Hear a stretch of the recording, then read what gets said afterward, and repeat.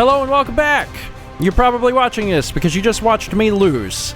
And you're like, man, you lost, and it was bad, and it was really sad to watch because it was an uphill battle the entire way and you still lost. Or perhaps you were wiser and you got just a few minutes in and you're like, man, Steven doesn't have a chance. You scrubbed through the video and said, yep, he lost. You went to the description and found the unlisted video.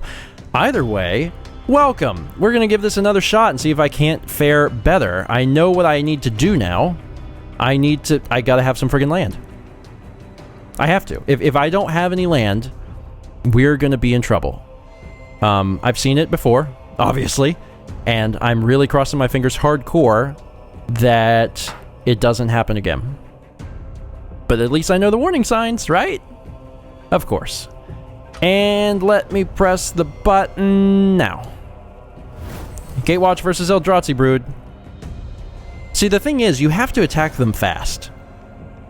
Really fast. Because if you don't, they're going to get a foothold and they're going to be dead. They're going to kill you. Evolving Wilds is great. Looky here.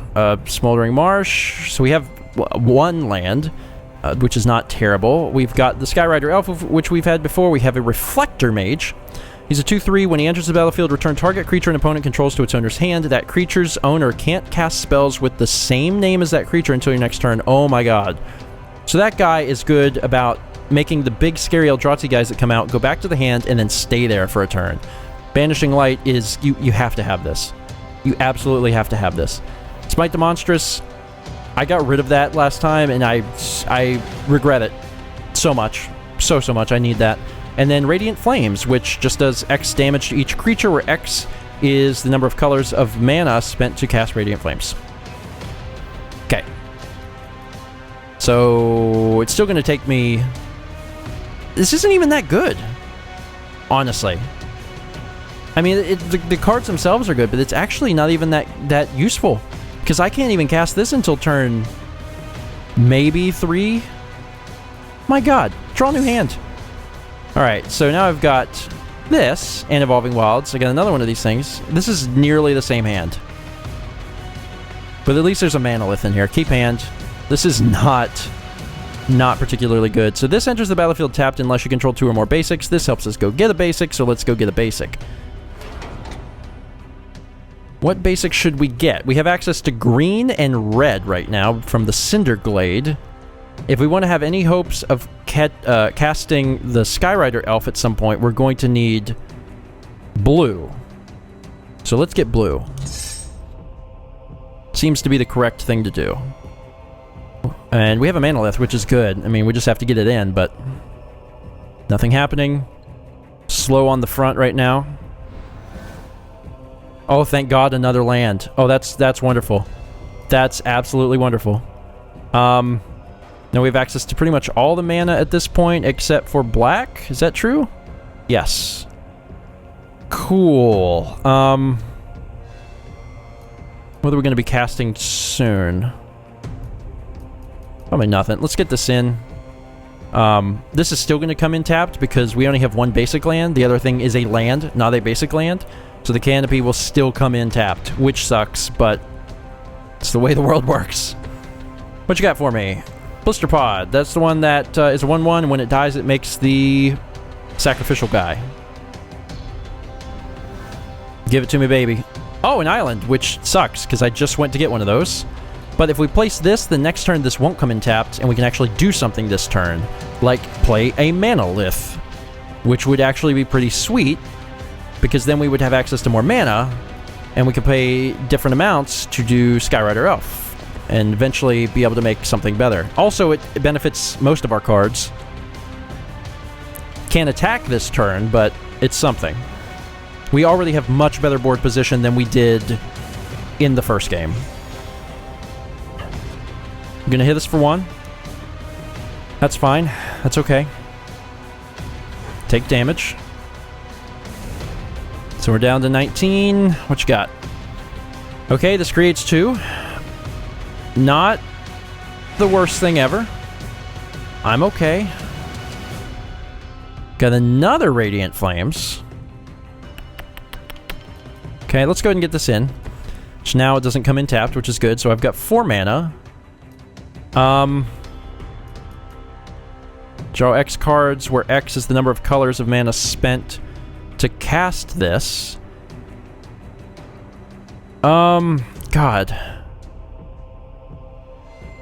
I really need to cast this with all of the colors if I can. It would give me the biggest bang for my buck.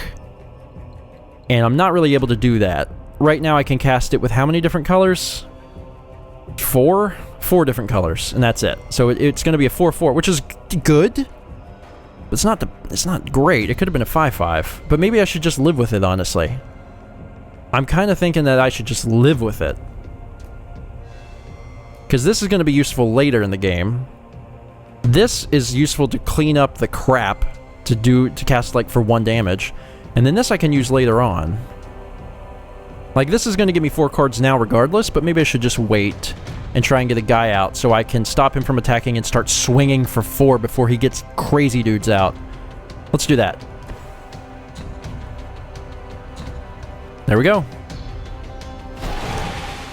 A 4/4 flyer is a good flyer. I will take it. A 5/5 would have been better, but let's just be happy for what we have right now. Will you swing? You will. And the reason you will is because you're anxious to get that little ammunition out. So I will block, so I don't have to take the damage. The blister pod dies, he gets the sacrificial dude. Totally okay. I'm already doing okay. I got a 4/4 flyer, I can start swinging 4 in the air. He'll be dead in 5 turns. I got another land. Cool. And that gives me access to black. That means I have access to all the colors. Neato. Now he's going to, he's going to want to sack these guys soon. Because when he sacks them, he gets mana. So he already has... He has 7 mana available to him, and if he plays a land next turn, he's got 8. I need to really stop that from happening. Huh. But I also really want to draw some cards. But if he brings out the big Eldrazi guy, I'm going to regret not dealing with the problem early. So I think I should deal with the problem now. Probably. Okay. Choose how many colors Amanda to spend to cast this card. I can't do it with any less than 2.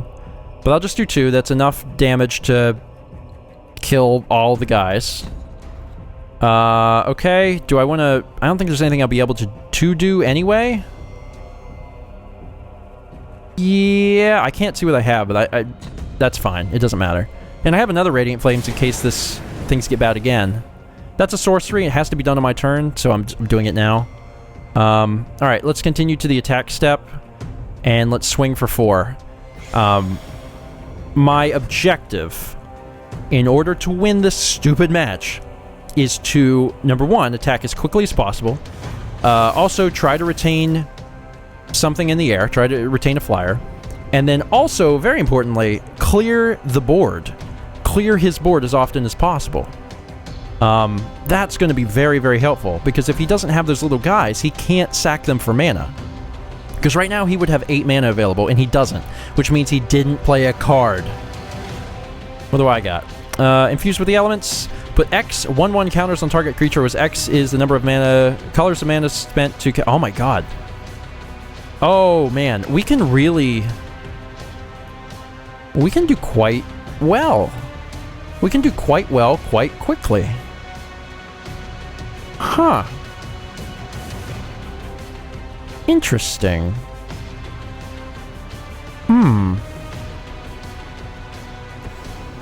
Let's do it. Let's do it. And I'm serious about this because I'm worried. Oh, here it comes. Exile target creature card if its power is less than or equal to the revealed creature. Ah. So it begins. That is a 6 cost. That means we will be seeing that next turn. Okay. That ruins that plan. I was going to try and swing for 8. It didn't happen. Now he can bring out his big guy. Okay. It's a 6/6 vigilant creature, and you can also sacrifice 2 of the little dudes to bring it back as a sorcery. Okay. Not the end of the world. That's one of the reasons. Destroy target creature with power 4 or greater. That would just remove the problem completely. This can only do a maximum of 3 damage. It doesn't help me. I could use this, and if I use this, then it goes away and it can't come out for an extra turn, but it is going to come back eventually. But he might even have bigger guys in his hand. I don't know. I really need to draw some cards. But I also don't want to get hit for 6, and it's vigilant. Let's kill this son of a gun. I need to stay on the offensive. He's bringing out these big guys. He doesn't have any of the Scions. I'm just going to continue to kill his guys. He's got 7 mana, but he's only got 3 cards in his hand. What's next? Incubator Drone. It's a 2/3, and it creates 1 guy when it comes out. Okay. Okie dokie. Still trying to build up to these dudes. I got another Smite the Monstrous, which is fascinating. But the fun thing is, I actually have Radiant Flames. I could kill off all those guys again. I mean, I need to draw some cards. That much is very obvious. But I could wait a turn. I could definitely wait. Yeah, let's wait a turn. Let's do this instead. Let's get 4 cards. Doesn't matter what I pay with. I'm not going to do anything additional anyway. Alright. Choose a card to discard. So what did I draw? I drew land. Of course I drew land. And I drew a Tajuru Stalwart. That's not terrible. Let's see, what's my, what land do I have currently? Because, Evolving Wilds will help me go get anything I want, which is great. But then again, I could just use these, and they, you know, do whatever. So I have to get rid of 2 things. I think I'll probably get rid of the Evolving Wilds. I don't need it, because I now have access to everything. So I'm going to get rid of this. And then these are all too valuable. I shouldn't need the... Okay, this is a ballsy thing to say. I shouldn't need the Reflector Mage if I have Smite the Monstrous. I mean, it's a creature, which is helpful. But that's okay. I don't know if that was the right decision. I really don't. But you know what? I did it! And I don't regret it. So, whatever. I did it. Whatever. Haha. I can Radiant Flames now, in addition to casting all that, which was actually pretty sweet. I can cast this, and it would come in for maximum. It'd come in as a 3/4? Yeah! Can only pay that, right? And that's... If I go through mana coming... Yeah. Did I pay for it with 3 different kinds? It should. Yeah, okay. So it comes in as a 3/4. That's good because next turn it won't be summoning sick, and I can still use my flame card and kill off the little dudes, and my guy would live. So that's pretty helpful. It decides not to attack. It also doesn't do anything additional, which is pretty sweet, and I have one for soldiers, which means that now is the time for the flames. Let's get Sunken Hollow in. Let's play the Radiant Flames card. Let's do 3 damage, taking out all of those little buttholes. And I want to keep... What do I want to keep? I need to keep my Manalith open so I can also use my... So I can also have a white... Oh, you son of a gun! You... Ah... That really sucks. If I use this, I only get 3, right? I only get 3. That really blows. That really that was my plan, man. That was my friggin' plan. Whatever. Whatever. I'm attacking. I do not care. They cannot kill me. So I'm attacking. They choose not to block. They must really want the Scions around. And yeah, I think I would rather get 4 guys out of it, but I'd also like to have some blockers. Oh wait, I can do 4. Oh, I can do 4. Oh, well then, yeah, I wasn't paying attention. Cool. What a wonderful way to end the turn. All right. You have a lot of mana, but you only have one card in your hand. You're drawing land. You're running scared. I've got board position, and you're in trouble. And I got another Manalith, which I really don't need, but sure. Sure. At least I have a bunch of mana available in case I need it. Swing with this guy again. It wants me to swing with all my little guys, but I disagree. I do not think that that is the best course of action. Yeah, sure, what the heck, let's do it. What's the worst that could happen? I lose 2 of my guys? The big guy's probably gonna block my guy. Okay, blocked one of the little. Yeah, it makes more sense. Take out that dude. That guy loses. You take 3 damage. Down to 10. Half dead. Feeling good. Much better this time around. 10 land. Not attacking. Too scared to attack. Too scared to be open. It's my... I got this. I got it. I finally feel powerful. I feel like I got this. Attack with everything again. Continue to swing as hard as possible. Blocking the little guys. You can't block the little guys forever. Now you're going to be half dead again. You're going to take 5 more damage. The trick really was to attack as quickly as possible, which was something I was not able to do last time because I just simply didn't have land. But now that I'm not mana screwed, he's in deep, deep doo-doo. What do I got? Island. Well, here we are again. You will lose next turn. You will absolutely lose next turn. I do not see a way for you to get out of that. You have 1 hand card. I don't know what you have or what you think you have, but it ain't good enough. Main? Huh. Oh. Uh-oh. Conduit of Ruin. When you cast Conduit of Ruin, you may search your library for a colorless creature card with a converted mana cost 7 or greater, reveal it, then shuffle your library and put that card on top.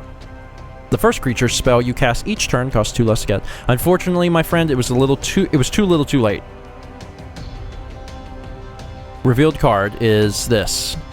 It doesn't matter. Those don't come in.